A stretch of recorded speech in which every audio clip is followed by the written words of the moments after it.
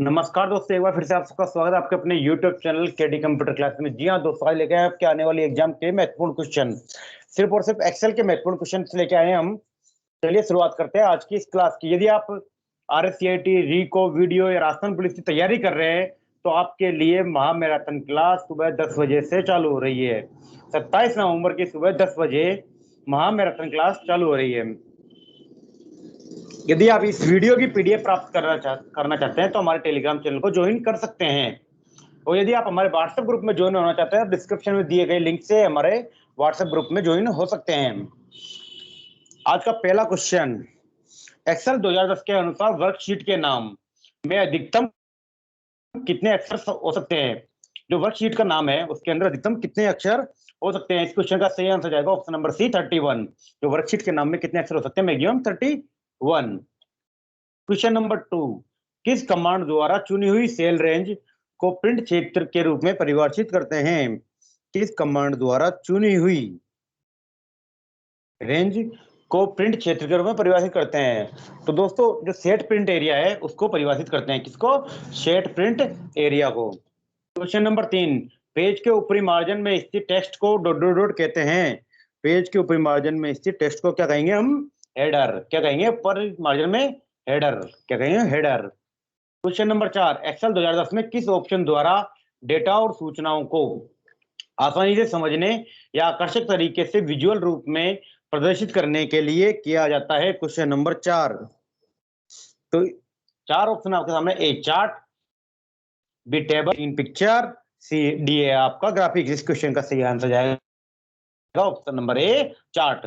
जो एक्सेल 2010 के अंदर आप एक्सेल चार्ट के द्वारा, किसके द्वारा बेटा? चार्ट के द्वारा उसको आकर्षक तरीके से समझ सकते हैं। क्वेश्चन नंबर 5, एक्सेल फाइल को वर्ड डॉक्यूमेंट में इंसर्ट करते समय डेटा डॉट डॉट डॉट होता है। एक्सेल, यदि किसी एक्सेल फाइल को वर्ड डॉक्यूमेंट में इंसर्ट करेंगे तो डेटा किस प्रकार से जाएगा? A hyperlink, B table, Word table, C linked, D embedded form. इस क्वेश्चन का सही आंसर जाएगा वर्ड टेबल के द्वारा। किसके द्वारा? वर्ड टेबल के द्वारा। Question option number B, Excel के एक सेल में अधिकतम कितने कैरेक्टर प्रदर्शित हो सकते हैं? एक्सेल के एक सेल में अधिकतम कितने कैरेक्टर प्रदर्शित हो सकते हैं? एक सेल के अंदर मैक्सिमम 1024 कैरेक्टर आ सकते हैं। कितने?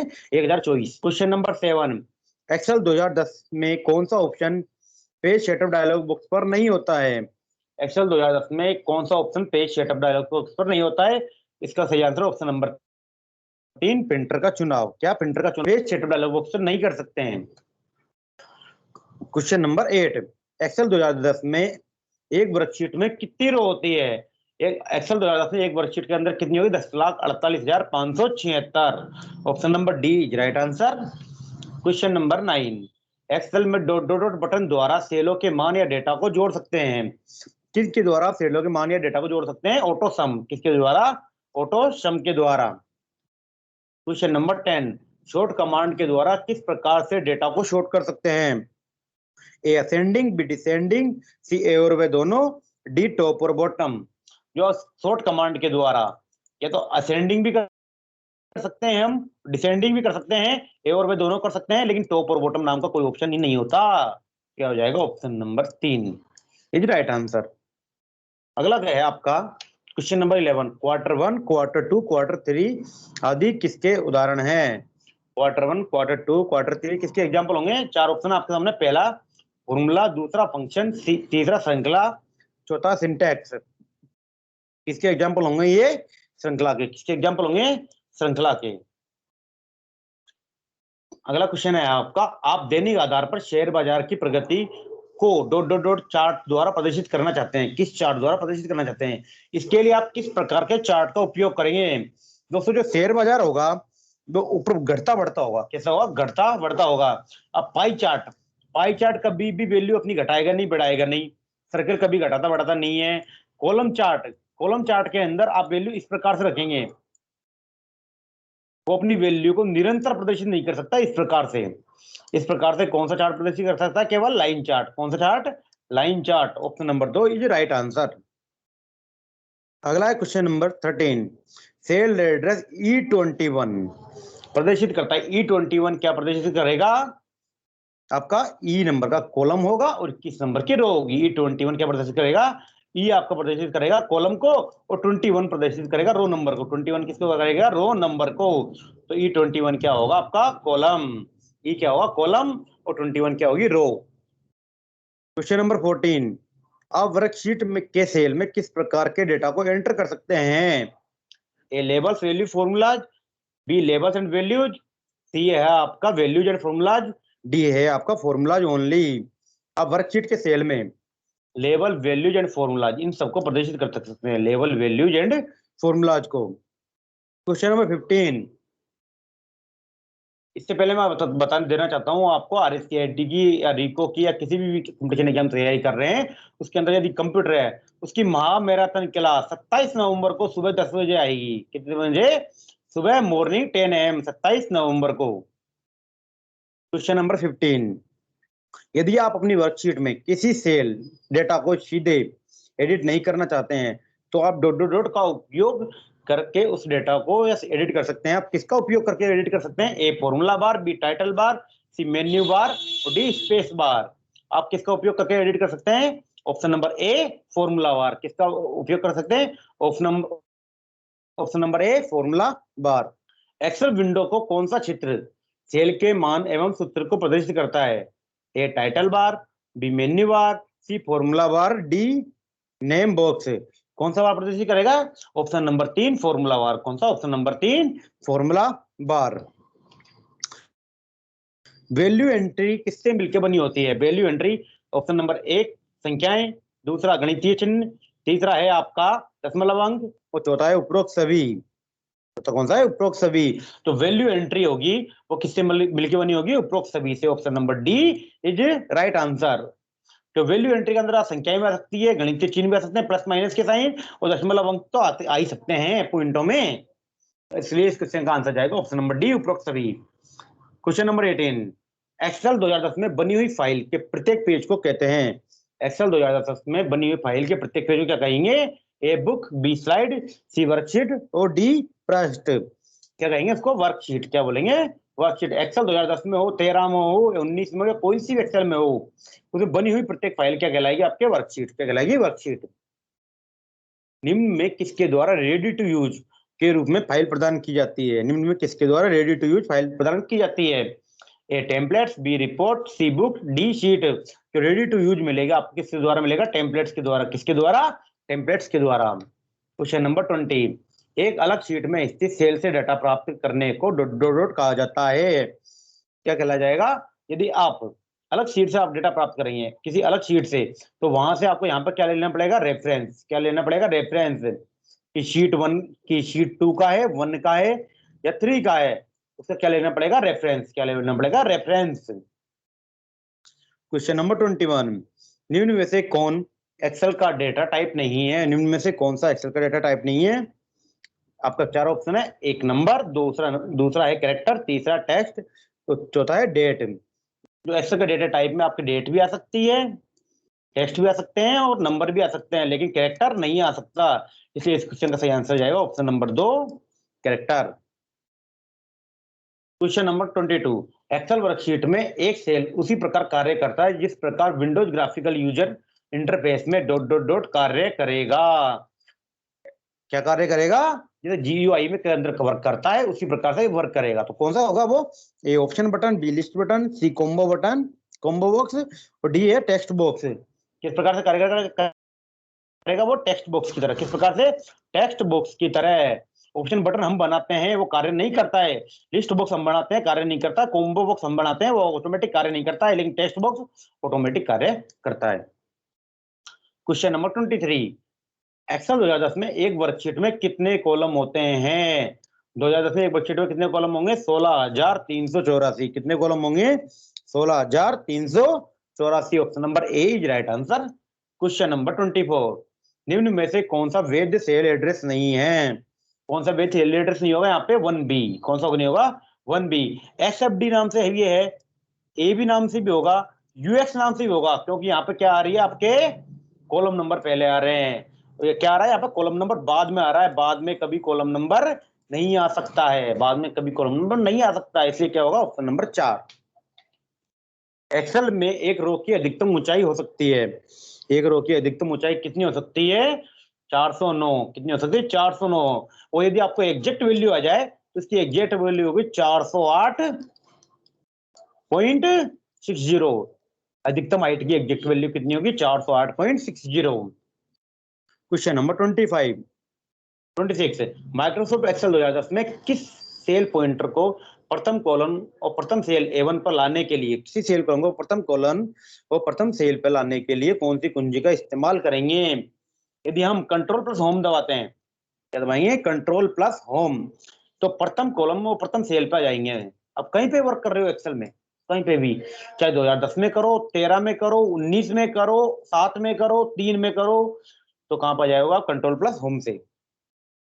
क्वेश्चन नंबर 27 एक्सेल में आप किस प्रकार संपूर्ण कॉलम सेलेक्ट कर सकते हैं? एक्सेल में आप किस प्रकार संपूर्ण कॉलम पर सेलेक्ट कर सकते हैं? ए कॉलम के हेडर पर क्लिक करके, बी कॉलम में क्लिक करके, सी कमांड कॉलम कमांड पर क्लिक करके, डी उपरोक्त सभी। क्या है? डी उपरोक्त सभी। इस क्वेश्चन का सही आंसर जाएगा कॉलम के हेडर पर क्लिक करके। जब तक आप कॉलम के हेडर पर क्लिक नहीं करोगे तब तक पूरा कॉलम एक साथ सेलेक्ट नहीं होगा।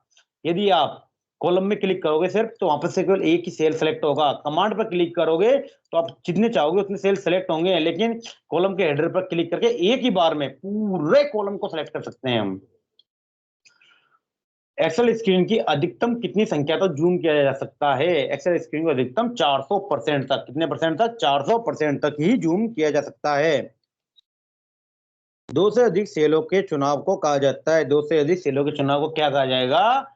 टेबल और रेंज। क्या कहा जाएगी? टेबल और range. Question number 30 conditional formatting में अधिकतम कितनी शर्तें दे सकते हैं? कंडीशनल फॉर्मेटिंग में अधिकतम मैक्सिमम 3 ही शर्तें दे सकते हैं। कितनी दे सकते हैं? 3 ही शर्तें हम दे सकते हैं। निम्न में से कौन एक वैल्यू का उदाहरण है? निम्न में से कौन एक वैल्यू का उदाहरण है? ए 350, बी सीरियल नंबर 50 सी है आपका मई 10 2001, तो डी आपका 57%। कौन सा एक वैल्यू का उदाहरण नहीं है? 350 भी एक वैल्यू हो सकती है, 350 भी वैल्यू हो सकती है, डेट भी एक वैल्यू हो सकती है, 57% भी एक वैल्यू हो सकती है, लेकिन सीरियल नंबर और आगे नंबर ये कभी भी एक वैल्यू नहीं हो सकती है। किसी भी फॉर्मूले की, एक्सेल के फॉर्मूले की ये वैल्यू नहीं आ सकती है। चाहे सम कर लो, काउंट कर लो, काउंट इफ कर लो, चाहे कोई सा भी फॉर्मूला ले लो एक्सेल का, उसके हिसाब से ये नहीं आ सकता है। Question number 31 option number 2 is right answer. Question number 32 Microsoft Excel 2010 के संदर्भ में कौन सा कथन सत्य है? यहाँ पे सत्य कथन पूछा गया है। एक वर्कशीट में सेलों के समूह को रेंज कहते हैं, एक्सेल 2010 में बनी हुई फाइल को वर्कबुक कहते हैं, और वर्कशीट के पहले सेल का एड्रेस A1 होगा। कौन सा कथन सत्य है? अब सत्य कथन के बारे में पूछा गया, सत्य कौन सा होगा? सेलों के समूह को रेंज कहते हैं, ये भी बिल्कुल सत्य है। फाइल को वर्कबुक कहते हैं, ये भी सत्य है। एड्रेस A1 होगा, वर्कशीट के पहले सेल का एड्रेस A1 होगा, ये भी सत्य है। Option number D is right answer. Option number D is right answer. यदि आप हमारी महामैराथन क्लास लेना चाहते हैं तो आप हमारे चैनल को सब्सक्राइब करें, शेयर करें, ज्यादा से ज्यादा लोगों को बताएं कि कंप्यूटर क्लास की महामैराथन क्लास 27 नवंबर को सुबह 10 बजे चालू होगी। कितनी बजे चालू होगी? सुबह 10 बजे। क्वेश्चन नंबर 33 इनमें में से कौन सा फॉर्मूला वैलिड नहीं है? इनमें से कौन सा फॉर्मूला वैलिड नहीं होगा? सम AI/A10, A1 से A10। अगला A1 plus B4 plus D6 plus E10। अगला max A1 kolam A10, minimum A1 plus A10। तो आपका कौन सा फॉर्मूला नहीं होगा बेटा? ऑप्शन नंबर 4 नहीं होगा, क्योंकि जब भी हम फॉर्मूला लगाते हैं यहाँ पे कोलन का निशान वैलिड होता है, ना कि प्लस का निशान। मैक्सिमम मिनिमम निकालनी है आपको 10 सेलों की। किसकी? 10 सेलों की। जो मैक्सिमम मिनिमम निकालोगे बिना कोलन के निशान के मैक्सिमम मिनिमम नहीं निकल सकता है।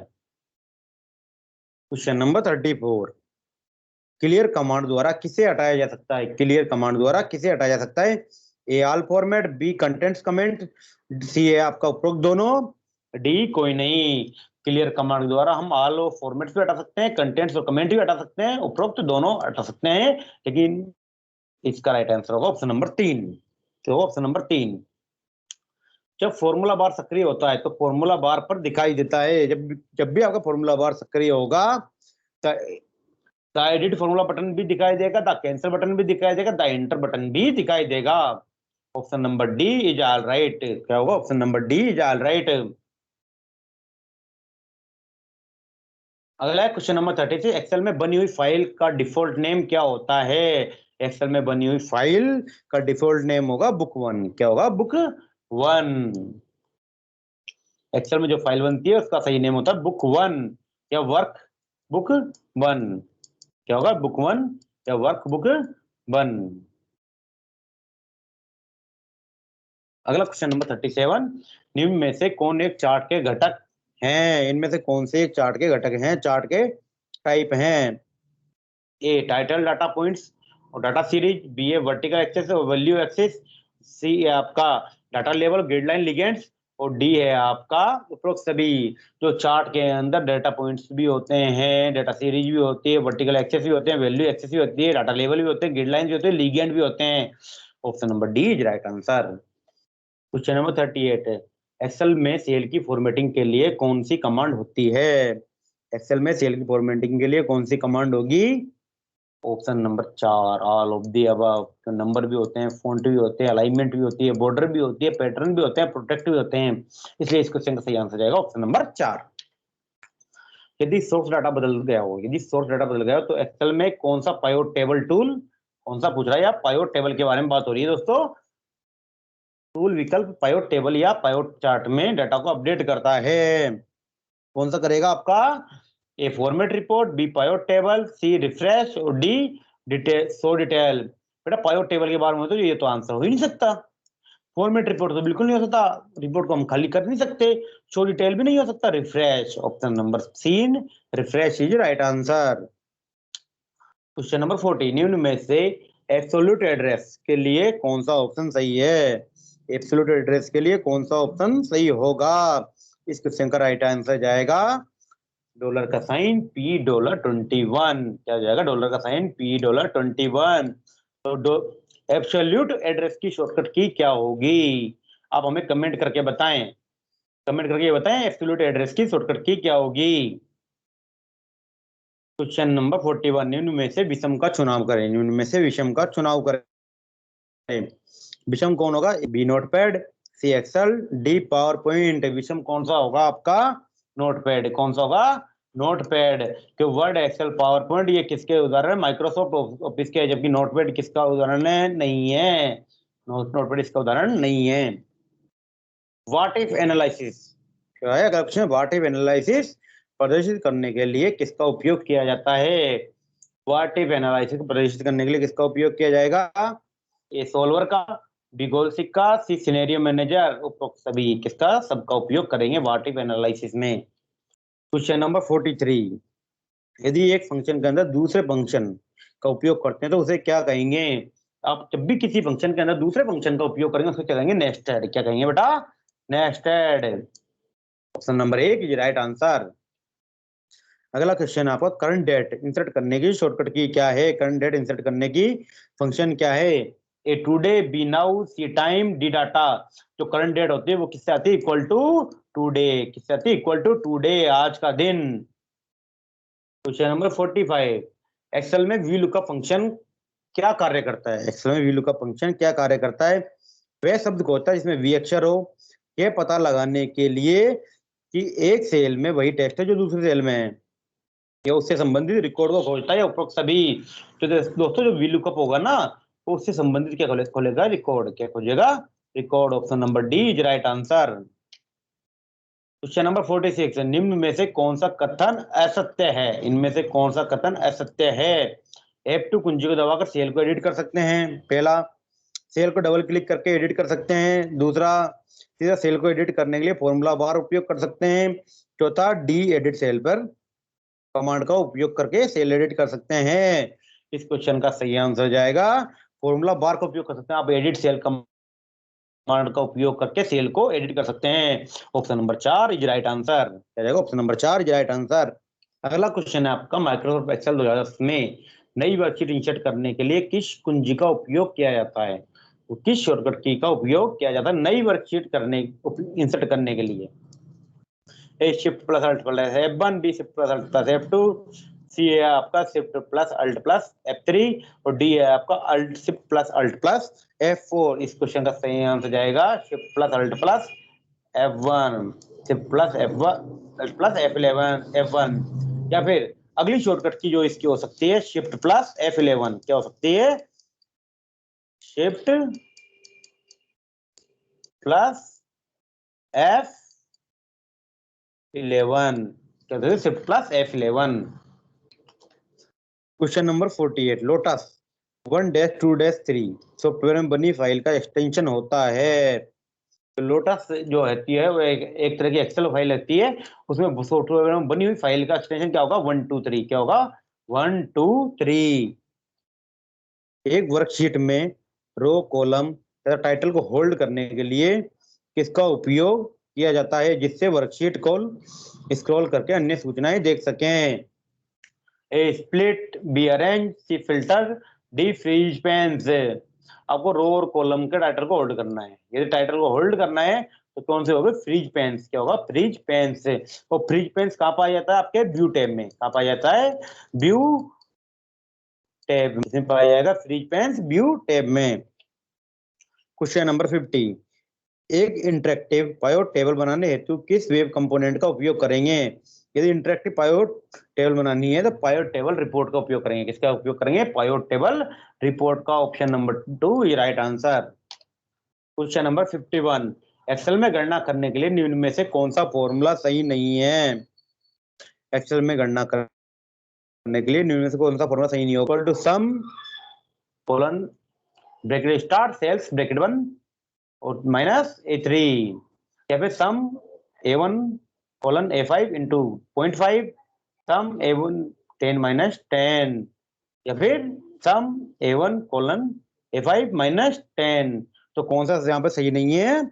आपका 10 माइनस 10। कौन सा सही नहीं है? 10 माइनस 10। क्यों? 10 में से 10 चले जाएंगे तो बचेंगे क्या? 0। क्या बचेंगे?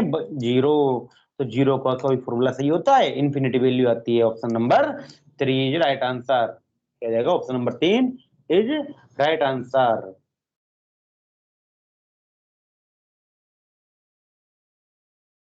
और अगला वो सही, इसका सही आंसर होगा सम और सेल्स। क्या होगा बेटा? सम और सेल्स। क्या होगा? सम और सेल्स। ये भी राइट आंसर जाएगा। इस क्वेश्चन के 2 राइट आंसर जाएंगे, क्योंकि आप सम करते समय आपको क्या सेलेक्ट करना है? आपको नंबर सेलेक्ट करने हैं। नंबर सेलेक्ट करने हैं, ना कि कोई एक नाम लिखना है। नाम भी नहीं लिख सकते आप। ऑप्शन नंबर 1, ऑप्शन नंबर 3 दोनों इसके राइट आंसर हैं। ये दोनों फॉर्मूले सही नहीं हैं। क्वेश्चन नंबर 52, एक्सेल वर्कबुक निम्न में से किनके संयोजन से बनती है? ए वर्कबुक, बी वर्कशीट और चार्ट, सी चार्ट, डी इनमें से कोई नहीं। तो एक्सेल वर्कबुक बनेगी वर्कशीट और चार्ट से। किसके द्वारा? वर्कशीट और चार्ट के द्वारा। इनमें से कौन सा कथन सत्य है? क्वेश्चन नंबर 53, वर्कशीट में नई लाइन जोड़ने के लिए इंसर्ट रो कमांड का उपयोग करें। दूसरा है वर्कबुक में नई वर्कशीट जोड़ने के लिए वर्कशीट कमांड का प्रयोग करें। तीसरा है चार्ट को प्रिंट करने से पहले चार्ट को चार्ट शीट पर मूव कर सकते हैं। चौथा है नेम बॉक्स में क्लिक करके भी सेल को एडिट कर सकते हैं। क्वेश्चन नंबर 53 का सही आंसर क्या जाएगा? नेम बॉक्स में क्लिक करके भी सेल को एडिट कर सकते हैं, क्योंकि नेम बॉक्स में कभी भी सेल होता ही नहीं है। वहां पर नेम रहेगा क्या? A1 है, A2 है या फिर A3 है। सेल का नेम रहेगा। यहाँ पर क्या रहेगा? सेल का नेम रहेगा। सेल के नेम में आप कैसे एडिट कर लोगे? बेटाओ। क्वेश्चन नंबर 54, एमएस एक्सेल में आप किस प्रकार एक सेल को सक्रिय कर सकते हैं? एमएस एक्सेल में आप किस प्रकार एक सेल को सक्रिय कर सकते हैं? एक पहला ऑप्शन आपका टैब कुंजी के द्वारा, दूसरा ऑप्शन सेल पर क्लिक करके, तीसरा ऑप्शन एरो कुंजी के द्वारा, चौथा ऑप्शन आपका उपरोक्त सभी। एमएस एक्सेल में आप किस प्रकार सेल को सक्रिय कर सकते हैं? टैब कुंजी के द्वारा भी कर सकते हैं, सेल पर क्लिक करके भी कर सकते हैं, एरो कुंजी के द्वारा भी कर सकते हैं। Option number D is right answer. Option number D is right answer.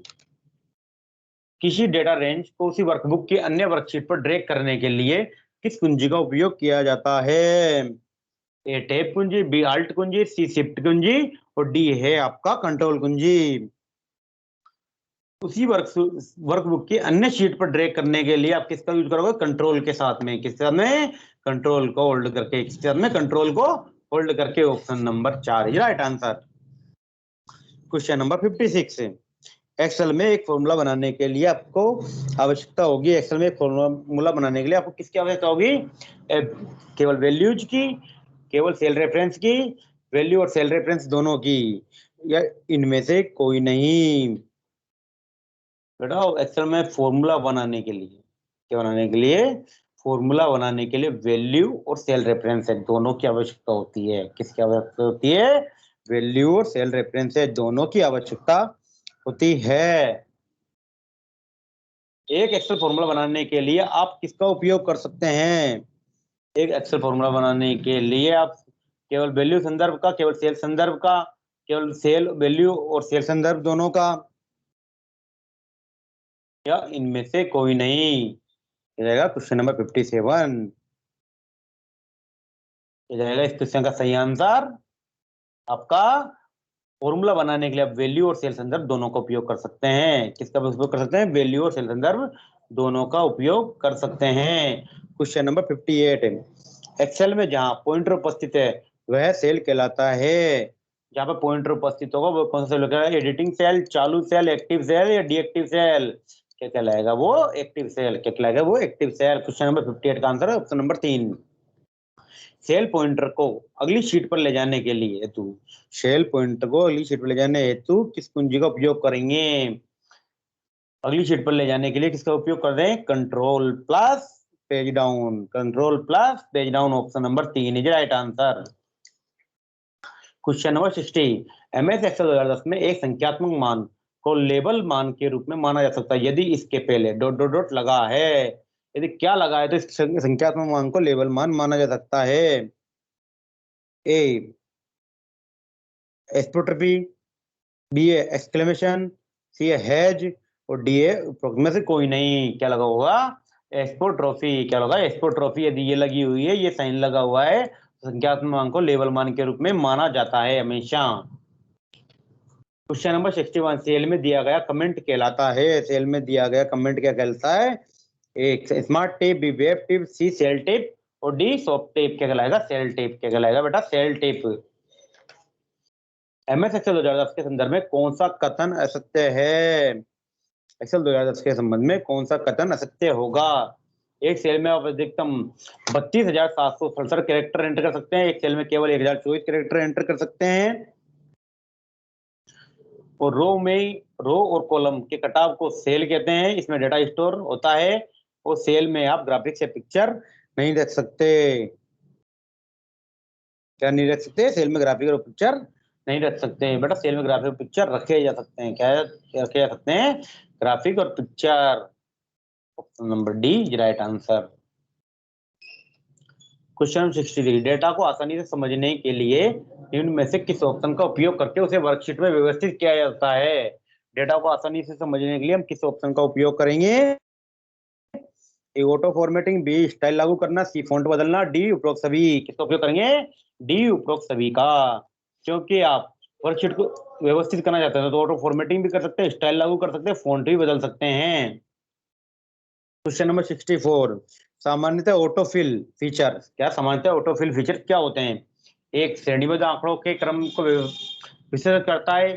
दूसरा आपका ऑप्शन आपका सेल मानों के एक रेंज को सत्य जोड़ लेता है। तीसरा ऑप्शन आपका वर्तमान सेल के डाटा को कॉपी करता है। चौथा ऑप्शन आपका डेटा की श्रृंखला को सतह एक निश्चित क्रम में भरता है। डेटा की श्रृंखला को सतह एक निश्चित क्रम में भरता है। तो इस क्वेश्चन का सही आंसर क्या जाएगा? क्वेश्चन नंबर 64 का डेटा की श्रृंखला को सतह एक निश्चित क्रम में भरना।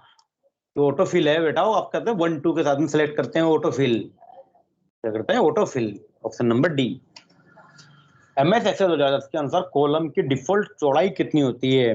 एक्सेल 2010 के अंदर कॉलम की डिफॉल्ट चौड़ाई भी 8.43 पॉइंट। कितनी होगी? 8.43 पॉइंट।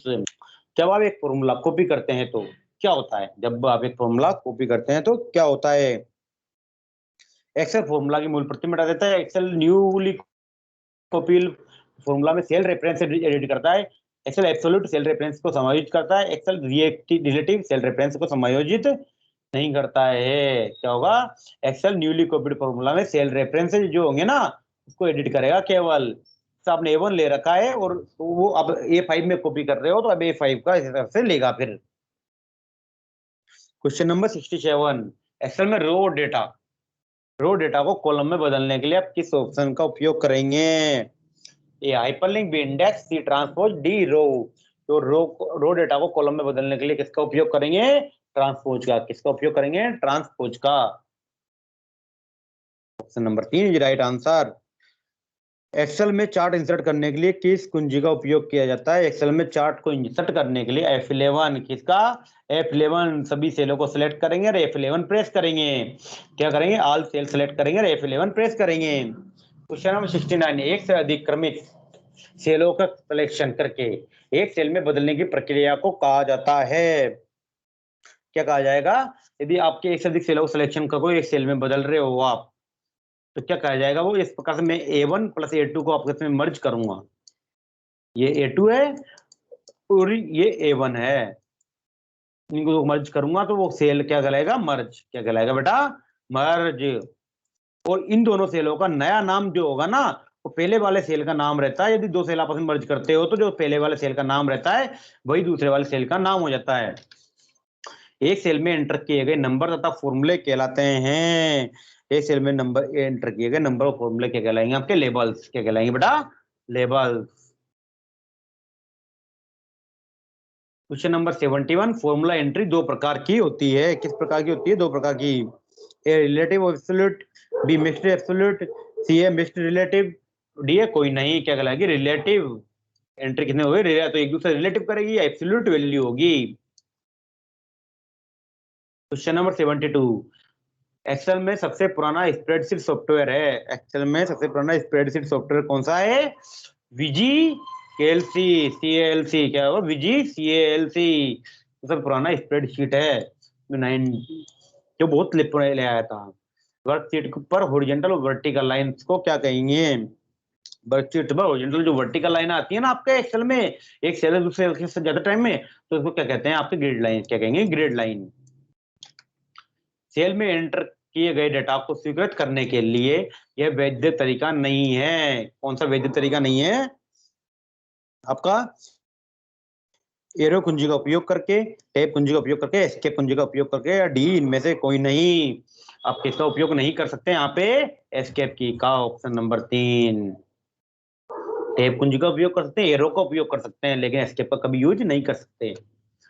क्वेश्चन नंबर 75, निम्न में से कौन सा कथन सेल के संदर्भ में सही नहीं है?